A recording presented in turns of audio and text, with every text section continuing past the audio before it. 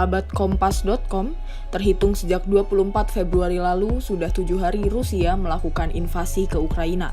Sejauh ini, Rusia melancarkan serangan yang menargetkan infrastruktur militer Ukraina dan kota-kota besar termasuk serangan udara, rudal, serta pasukan darat.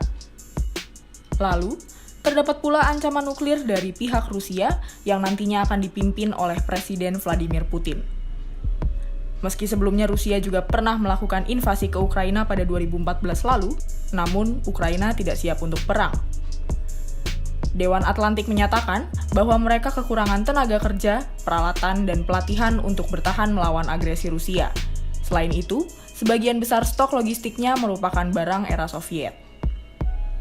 Ukraina malah lebih berfokus pada modernisasi militernya dalam beberapa tahun terakhir, sehingga pengabaian mengenai senjata selama beberapa dekade membuat situasi terasa sulit.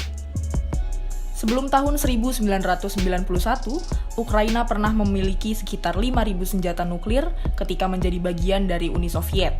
Negara tersebut bahkan sempat menjadi pemegang senjata nuklir terbesar ketiga di dunia. Namun, saat ini Ukraina sama sekali tidak memiliki senjata nuklir. Hal ini dikarenakan Uni Soviet harus dibubarkan, sehingga konsekuensinya semua satelit dan negara bagian yang telah terikat secara paksa ke Uni Soviet menerima beberapa hulu ledak. Senjata-senjata yang dimiliki akhirnya dibuang relatif cepat di Ukraina dan mereka kemudian bergabung dengan Perjanjian Non-Proliferasi Nuklir pada tahun 1994. Hal itulah yang akhirnya membuat Ukraina kehilangan seluruh senjata nuklirnya. Di sisi lain, Rusia telah meneliti, mengembangkan, dan menyimpan senjata nuklir. Hal inilah yang membuat Rusia sebagai negara paling penting kedua di dunia setelah Amerika Serikat. Rusia juga merupakan negara yang melakukan lebih dari 700 uji coba senjata nuklir sehingga dianggap sebagai negara terpenting kedua dalam pengembangan senjata nuklir.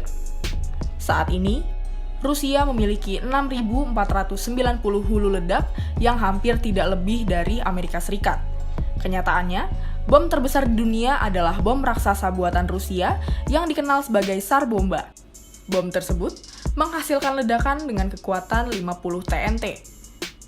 Dari perbandingan tersebut, Ukraina bisa disebut lemah dalam persediaan senjata jika dibandingkan dengan Rusia yang sekarang sudah mendapat gelar negara paling penting kedua dalam pengembangan senjata nuklir.